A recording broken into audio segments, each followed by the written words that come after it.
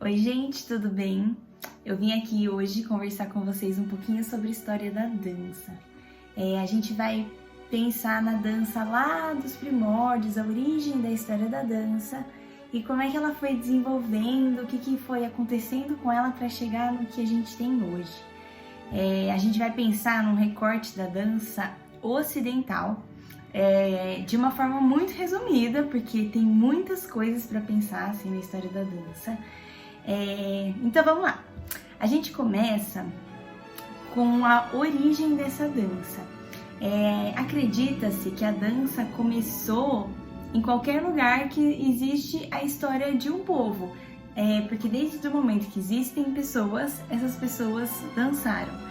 Então a gente tem desenhos representando movimentos encontrados lá da antiguidade. Como tudo que era desenhado tinha um caráter sagrado, acredita-se que para a época a dança era muito sagrada, né? Então na Grécia Antiga, todos os setores ali da vida social, de religião, educação, nas comemorações, nos ritos, a dança estava presente. Então desde aquela época que a gente pode olhar pinturas, enfim, já tem movimentos dançados ali. Então tinham as danças para trazer as chuvas, para a colheita, para caça, para pesca, enfim, para celebrar casamentos e aniversários. Então era bem nesse contexto social e cultural que a dança era presente lá na antiguidade. Enfim, aí conforme o tempo foi passando, as danças foram sendo modificadas até que elas começaram a ser metrificadas e estudadas. Então, na época, tinha uma dança chamada carola, que era tipo uma dança de roda, que podia ser aberta ou fechada. Eles dançavam uma dança chamada tripúdium também, enfim. E a dança acontecia de acordo com uma música ou com uma poesia que acontecia ali no momento. Por isso que essa educação do ouvido do bailarino acontece desde essa época. E conforme essa dança foi sendo estudada e aparecendo em determinadas ocasiões, aí começou a ter essa separação de uma dança popular para uma dança um pouco mais erudita. E a partir desse processo, por fim, a gente chega em uma dança de corte. A Itália estava passando pela sua renascença ali na época do Quattrocento e a dança de corte deu início a uma nova época, né? A dança se tornou erudita, então além de você saber a métrica e os passos, começa a surgir um profissionalismo na coisa ali. Então na época começou a surgir dançarinos profissionais, mestres da arte da dança. Então a partir desse momento começa a ter consciência de possibilidades estéticas da dança. Então isso vai aumentando o nível técnico dos bailarinos. A gente tende a pensar que a origem do balé, né, é francesa, que vem lá da França, por conta da nomenclatura e tudo mais. Mas foram os italianos que de fato pensaram no balé. E foram de fato os franceses que fizeram o balé dessa arte grandiosa que a gente tem hoje em dia. Os franceses aí começaram a adicionar os cenários super extravagantes, os figurinos elaborados, o enredo para ter uma história, né, para se contar durante o espetáculo, uma orquestra grande para tocar essas músicas. E a partir de então, né, vem o mestre da dança, o surgimento desse profissional. O primeiro mestre da dança que a gente tem foi o Domenico de Ferrara, também chamam de Domenico de Piacenza, algumas pessoas. Ele escreveu o primeiro tratado de dança, né, que existiu lá em 1400, mais ou menos. Lá ele escreveu uma anotação sobre quais etapas a dança deveria passar. Ele pensa em 5 elementos que constituem a dança. A métrica, o comportamento, a memória, o percurso e a aparência. Então ele pensa nesses 5 elementos relacionados à dança, junto com passos fundamentais que ele coloca, que 9 passos fundamentais são considerados passos naturais, né, que são passos que o ser humano costuma fazer mesmo, e 3 passos são artificiais ou acidentais, né, que fazendo pela repetição, enfim, não são passos naturais do nosso corpo. Então ele vai enumerando os passos, os saltos, os giros, as batidas, né, os batimãs, as mudanças de pé, enfim. O Domênico, ele cria cerca de umas 20 danças no repertório dele, e essas danças eram marcadas ou com a voz, né, ou com algum texto, ou com alguma poesia. E a partir de então começa a ter um esboço do virtuosismo técnico. Então eles olhavam para os dançarinos que conseguiam fazer duplos batimãs, ou giros duplos, ou no chão, ou giros duplos no ar, enfim. Começou o virtuosismo a partir daí. Aí chega lá no século seguinte, a gente vai evoluindo rumo a uma técnica mais exigente ainda. Tem um cara chamado Cesare Negri, ele escreveu um outro tratado de dança. Então ele pensa em regras técnicas e na criação coreográfica. Ali com ele começa o início do Andeor, ele fala um pouquinho do pé para fora também. Mas não é nada de o Andeor que a gente tem hoje, é só uma outra estética ali de posicionamento de pé. Em seguida dele vem o Marco Fabrizio, que ele escreve um outro tratado de dança, e nesse tratado ele apresenta uma nomenclatura de passos. Ele escreve sobre 5 tipos de cabriolas, sobre o entrechá, sobre o fioro, que é o início do nosso pas de bourrée, sobre o piloto, que é a nossa pirueta, e sobre o gruppo, que é a origem lá do coupé que a gente tem hoje em dia. Então a influência da Itália é muito evidente, né? Com essas danças de corte, com o balé de corte, sobre esse baile todo organizado em torno de uma ação dramática. O balé de corte, ele usava muito das formas geométricas, então círculos, retângulos, triângulos, porque eram para identificar, porque o balé foi feito para ser visto de cima, né, na época, ser visto lá do alto. Então, em seguida, começou um intercâmbio entre a França e a Itália, e aí surgiu o Ballet Comique de la Reine, que marca, né, essa fusão, porque era um autor italiano com um gênero e com uma técnica francesas, lá em 1580, mais ou menos. Então a criação desse balé ficou muito conhecido e a partir dele começou a fixar o gênero do balé de corte. E esse balé era sempre formado por um prólogo, aí tínhamos as entrées, né, as entradas e o final. Geralmente esse prólogo era sempre em homenagem ao rei e o balé durava cerca de 5, 6 horas, assim, eram super longos. A composição espacial era sempre feita em 4 direções, né? A gente não usava as diagonais naquela época. E a partir desse momento, né, com o balé de corte, o balé não era mais falado. Então a música começa a ser um pouquinho mais importante. Começou a entrada ali das orquestras e tudo mais. A partir disso, chega um cara chamado Richelieu, e com ele o balé vai se espalhando pelas cortes da Europa. É nesse momento que temos a morte do Luís XIII na França, e a partir disso começou a buscar uma forma de espetáculo dançado com mais técnica, com uma técnica mais específica. E aí chega Pierre de Belchamps. Ele conseguiu definir o que era essencial para essa técnica. Então ele começou a usar algumas máquinas para causar efeitos visuais, para a gente ter um espetáculo mais grandioso. Foi então que ele criou o Ballet de la Nuit, que é um balé que o Luís XIV ele entra como o Rei Sol, né? Tanto que o Luís XIV, esse rei absolutista que a gente tem ali na França, ele é o deus, o Rei Sol, né? E a partir de então, o balé começa a ser uma arte mais artificial, mais rigorosa. Eles prezam muito pela importância do gesto. Então a expressão individual é trocada um pouquinho pela ordem da coisa ali. O Luís XIV, ele funda a Academia Real de Dança e a Academia Real de Música, buscando sempre uma beleza formal.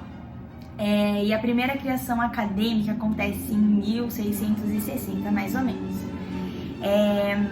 A evolução da dança que a gente teve a partir do Belchamp, a gente sabe que foi muito decisiva assim, para a elaboração e para a codificação da técnica clássica que a gente tem hoje em dia. Foi principalmente ele quem definiu as 5 posições do balé que a gente tem até hoje em dia. A ideia era organizar adequadamente a arte do balé. Então, entre outras coisas, ele ajudou a desenvolver os padrões para essas 5 posições. E algumas dessas posições que a gente tem no balé tem origem inicial lá da esgrima. Tem inclusive um vídeo da Royal que mostra isso, eu vou tentar pôr aqui pra vocês, enfim, pra gente dar uma olhadinha. Se eu não conseguir, eu mando os links depois. Mas enfim, o Belchamp, ele se tornou um professor de dança do rei, né, do Luís XIV, ele era professor do Luís XIV, e na época o balé era só a arte, né, da aristocracia ali, o Luís XIV, ele praticava balé todos os dias, então era uma coisa super da classe mais alta, assim, que a gente tinha. Nessa época, então, tinha muito virtuosismo, e com a profissionalização e a criação dessa Academia Real de Dança, começou a ter uma competição para ingressar nessa academia e uma competição também para chegada ao emprego de solistas dessa academia. O Belchamp trabalha a partir dos passos de dança da corte. Ele pega um movimento tido como natural, leva ao seu máximo de desenvolvimento, e aí esse movimento acaba se tornando artificial, então difícil para ser executado, né? Por isso dessa competição, desses treinos, e por isso da evolução técnica também. Além dessas 5 posições dos pés que ele, né, criou, o balé também começou a desenvolver os termos para outras posições básicas do balé.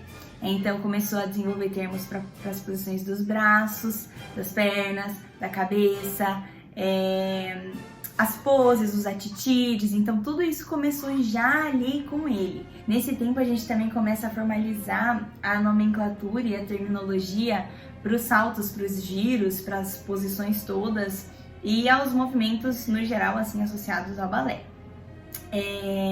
A França, então, ela se torna o centro predominante do balé, e a terminologia francesa acabou sendo a nossa terminologia padrão, né? Nosso nome padrão. Então, ali no século XVIII, começou a ter os termos pas de deux, pirouette, entrechat, fondue, fouetté, jeté, plié, relevé, tombé, enfim, todas as nomenclaturas, né, que a gente tem como base hoje em dia veio com esse cara. Em seguida, temos Molière com as comédias balé. O balé aqui, ele começa a participar de uma ação. Então ele quis integrar a dança a uma ação dramática, né, para ter um enredo. Então era preciso mostrar uma dança mais virtuosa possível. Foi necessário recrutar um grupo de dançarinos profissionais para fazer parte, né, dessas criações da época.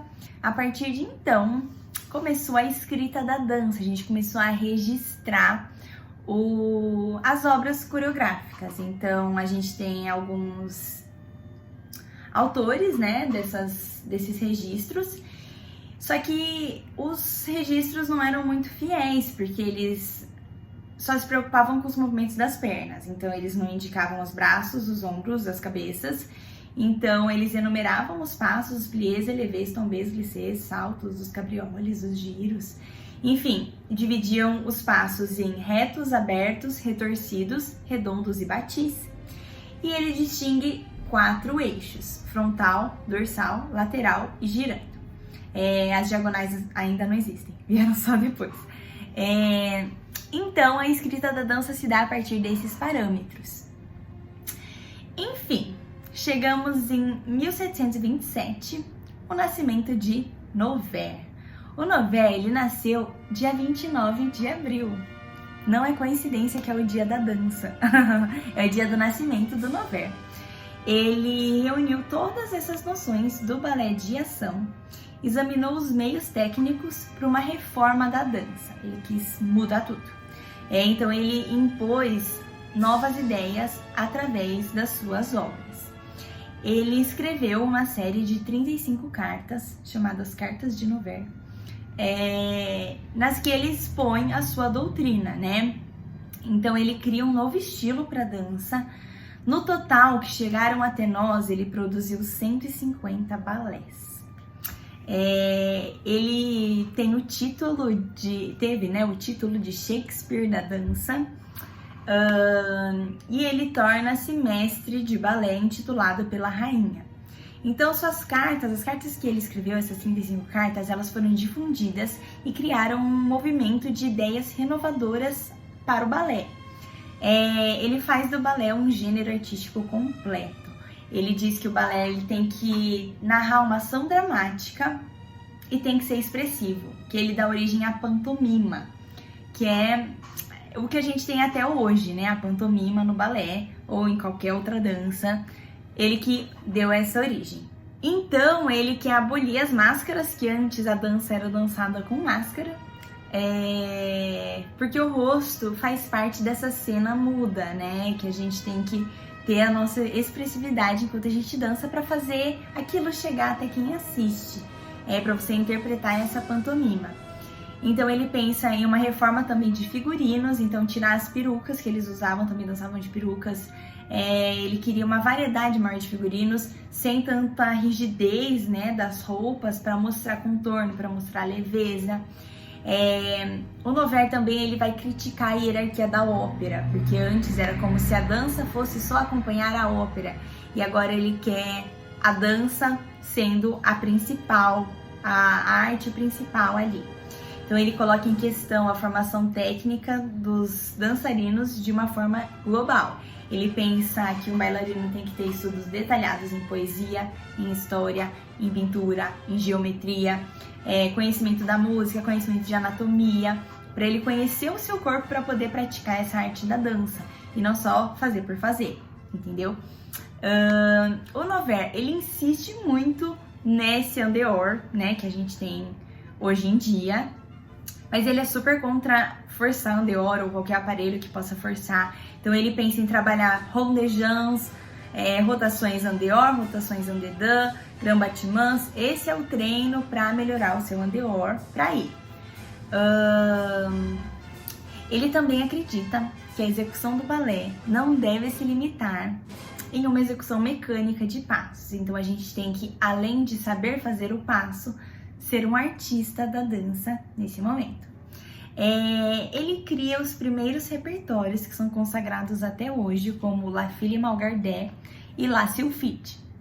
Então, o Noverre ele marca essa transição de um balé que era passatempo para uma arte ativa que conta histórias e traduz emoções, traduz conflitos humanos. Tem uma frase atribuída a ele que diz: não é possível imprimir tal interesse recitando maquinalmente belos versos ou executando simplesmente belos passos.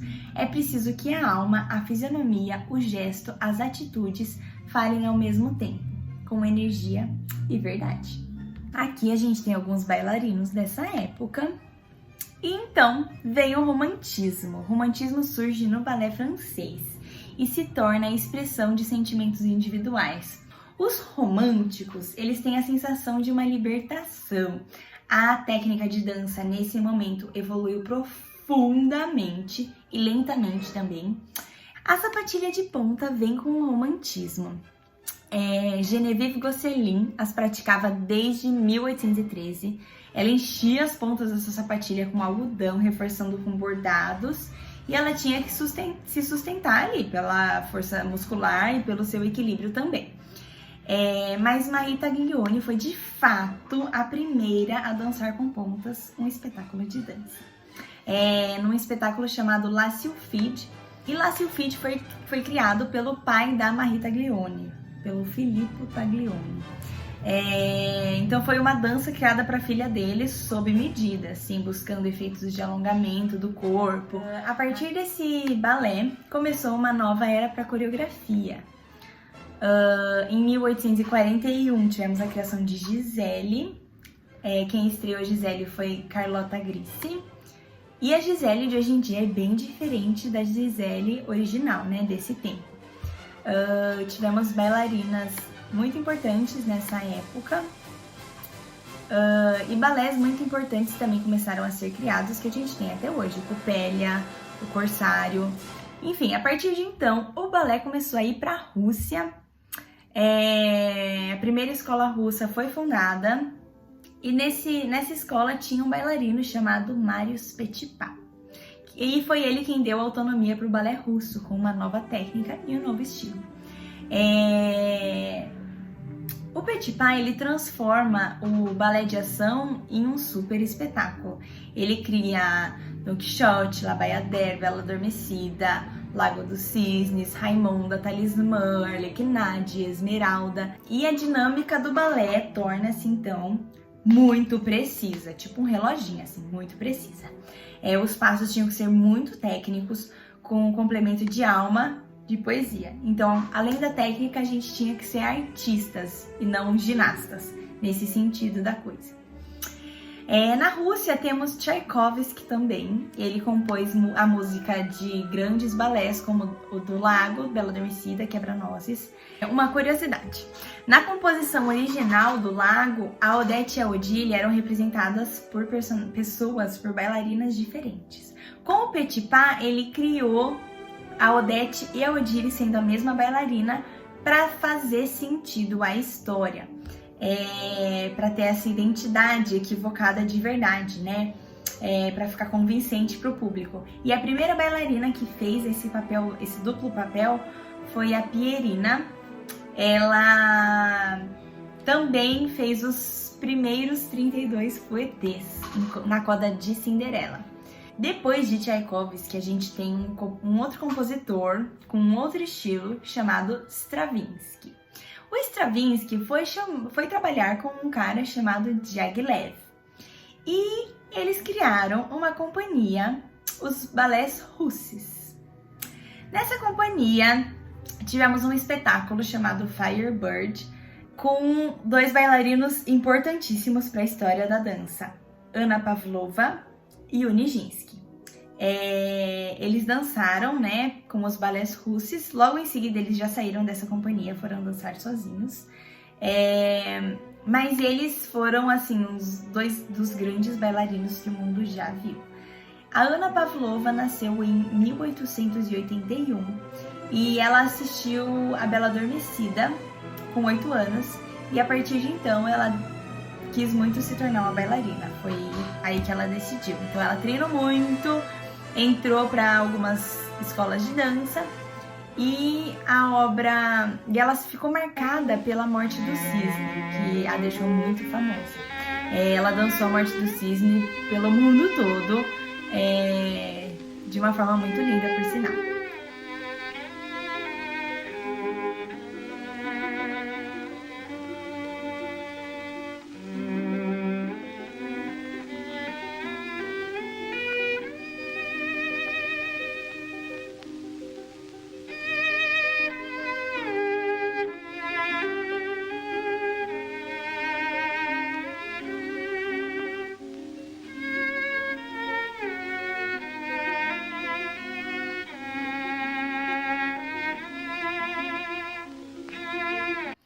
E o Nijinsky nasceu em 1889 e ele também sabia desde pequeno que ele queria ser um grande bailarino. E um dos seus papéis mais marcantes foi o Fauno, né? Da La Prémidi d'un Faune, que é o Despertar do Fauno. Já a gente fala sobre esse balé. Então, os balés russos de Diaghilev apresentou espetáculos que a gente também tem até hoje, como Sherazade, O Pássaro de Fogo, O Espectro da Rosa, Petrushka, A Tarde de um Fauno, A Sagração da Primavera, um super espetáculo. E em seguida, temos Balanchine. O Balanchine, ele mostrou o primeiro manifesto do que viria a ser um neoclassicismo.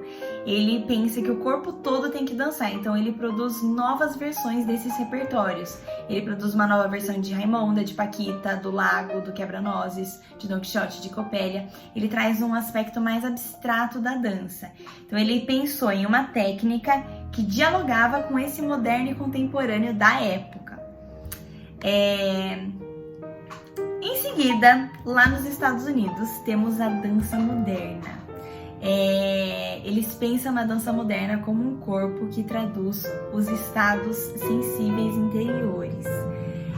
Delsarte foi um dos pioneiros, né, de trazer a dança moderna, e ele acreditava que uma emoção ou uma imagem cerebral correspondesse a um movimento ou a uma tentativa de movimento. Então ele começou a trazer esse interior do dançarino. Ele acredita que todo o corpo ele é mobilizado pela expressão, principalmente o torso do corpo. Então por isso que ele pensa muito na contração e no relaxamento dos músculos. Com ele temos Isadora Duncan. A Isadora Duncan, ela queria criar uma dança de acordo com o seu próprio temperamento. Então, gestos naturais, andar, saltar, correr. Ela queria encontrar os movimentos natos do homem, obedecer à lei da gravidade, as atrações, as repulsões. Então, ela pensa em encontrar uma ligação em que o movimento não para, mas entra em fluxo com outro movimento. Ela pensa lá nos modelos gregos, vestia túnica, dançava descalço, então já é outra estética de dança. Ela pensa na arte ligada às emoções pessoais, em um corpo translúcido que é intérprete da alma. E esse é o resultado do movimento interno. Em seguida temos Loie Filler. Ela descobriu, enquanto ela improvisava com um traje, os efeitos dos projetores sobre um pano branco. Então ela acrescentou véus a um vestido esvoaçante, acentuando a amplitude, e prolongou os seus braços com bastões para multiplicar os efeitos da luz. Ela colocava spots, né, por perto dela, em cima, embaixo, do lado. Então ela esculpia a luz. Ela foi a primeira a usar os jogos de luz para produzir efeitos espetaculares, para criar um espaço fora do real. Depois dela a gente tem a Ruth Sandenis. Ela acredita que dançar é expressar a vida interior, e ela enriqueceu a sua vida interior pela meditação. Ela elaborou uma técnica corporal muito bem pensada e muito metódica, diferente da Isadora, né, que não criou o seu método de fato. Mas a Ruth Sandenis, ela elaborou essa técnica corporal e formou muitos alunos de dança, inclusive fundou uma escola de dança, que eu já falo sobre essa escola. A Ruth Sandenis pesquisava sobre as danças egípcias e as danças indianas, e ela acredita que o movimento encontra o seu ponto motor na região do tronco. Em uma determinada apresentação dela, teve um espectador chamado Ted Shawn, e esse cara vai se tornar o seu parceiro de dança e o seu marido. E eles juntos criam a Danny Shawn School. A Ruth Sandenis dança pela última vez em 1961 com 83 anos.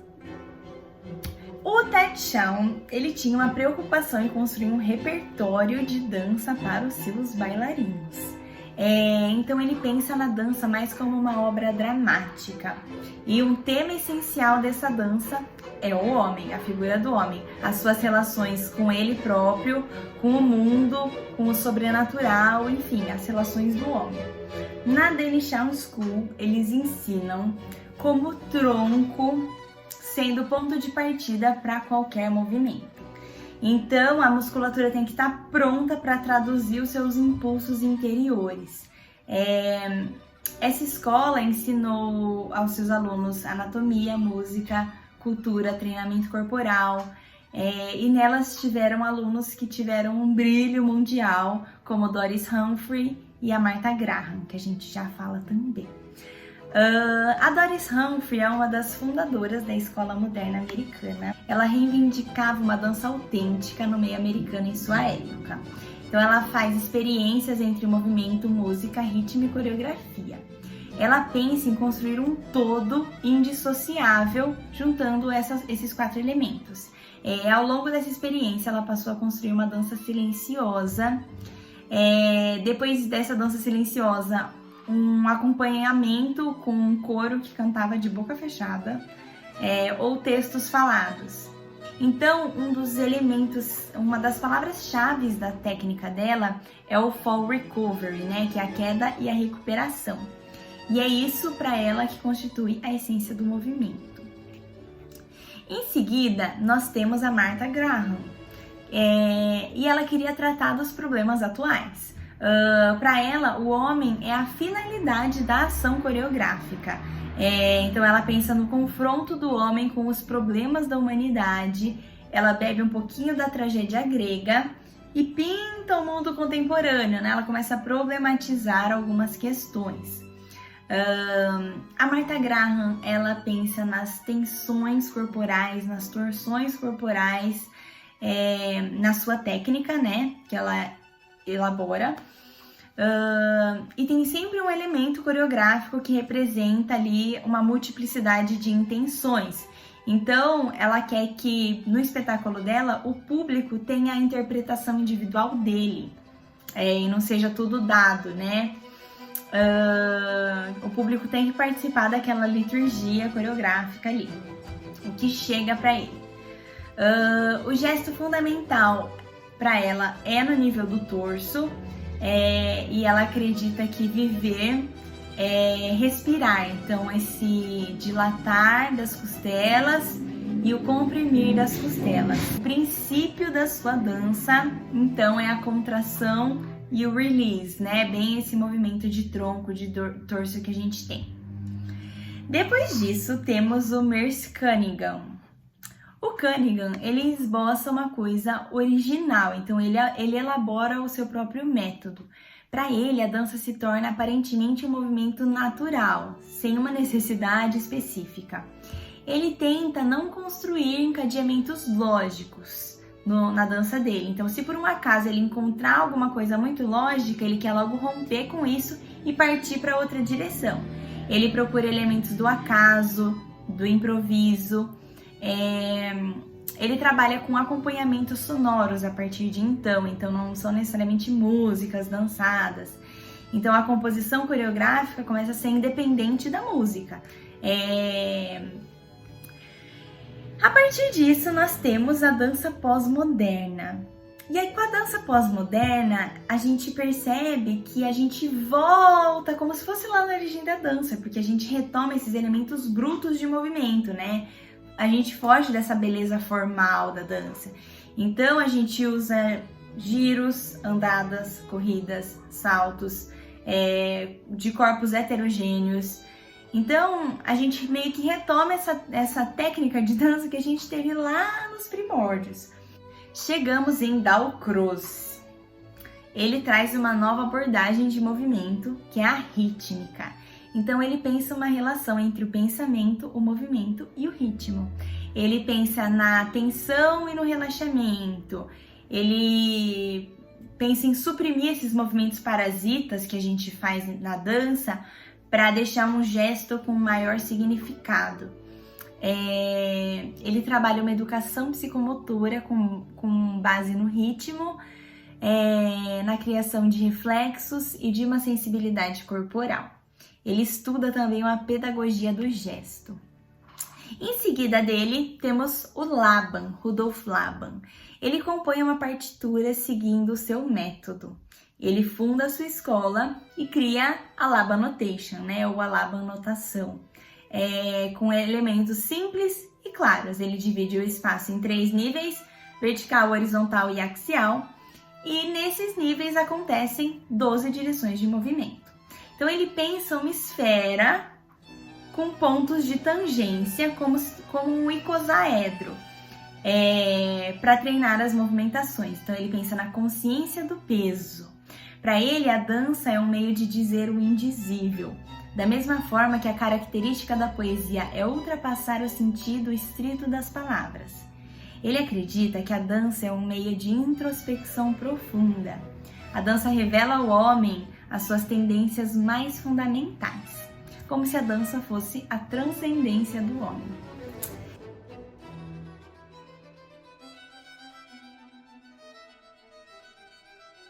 Em seguida temos Mary Wigman.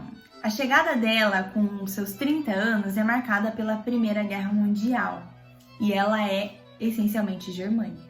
Esse contexto marcou muito os dois polos da sua arte, o desespero e a revolta. O expressionismo violento é uma constante na sua arte, né? Ela trabalha com uma obra trágica.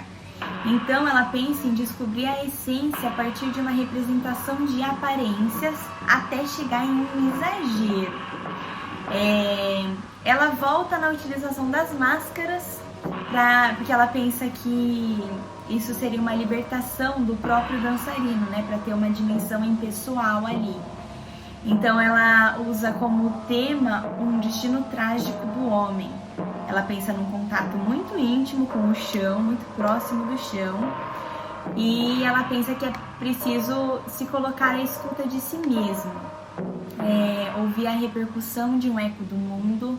Ela trabalha com o torso também e com a bacia para obter, a partir dessas duas regiões, a movimentação do corpo inteiro. Depois disso, temos Kurt Jooss, formado em música, teatro e em dança. Ele tem uma super formação e ele criou a Mesa Verde, uma obra muito representada até hoje. Ele trabalha com imagens fortes, vivas.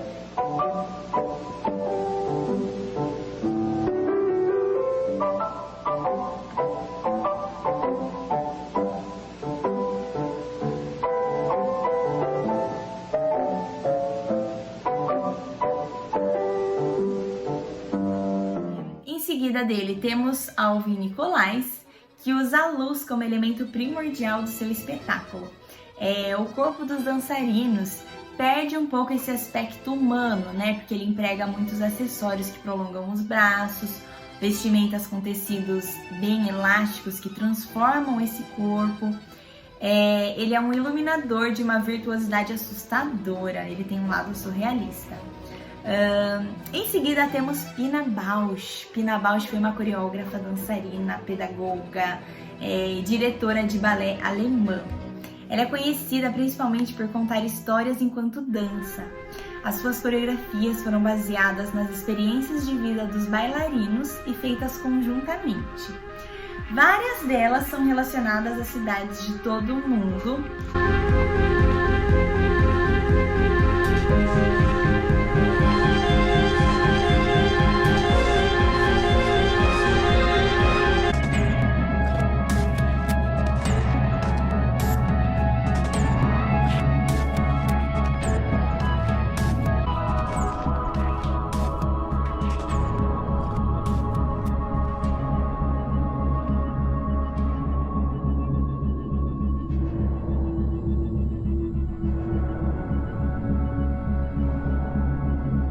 Em 1973, a Pina foi nomeada diretora de dança para os teatros de Wuppertal.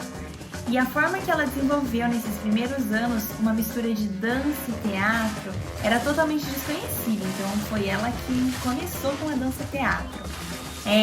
Nas performances dela, os bailarinos não apenas dançavam, eles também falavam, cantavam, às vezes choravam, ouviam. Por fim, temos Maurice Béjart, e ele acredita que o homem pensa e age não apenas em função da razão, mas de todo o seu ser, consciente ou não.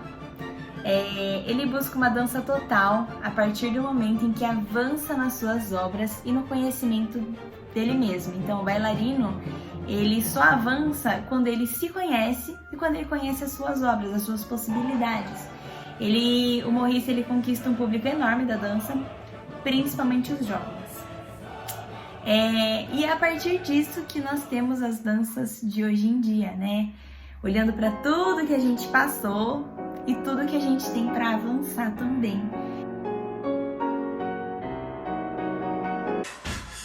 Então pensem em conhecer o próprio corpo, em estudar bem essa arte, pra gente evoluir com a dança cada vez mais. Combinado? Um feliz dia da dança para todos vocês. Um beijo!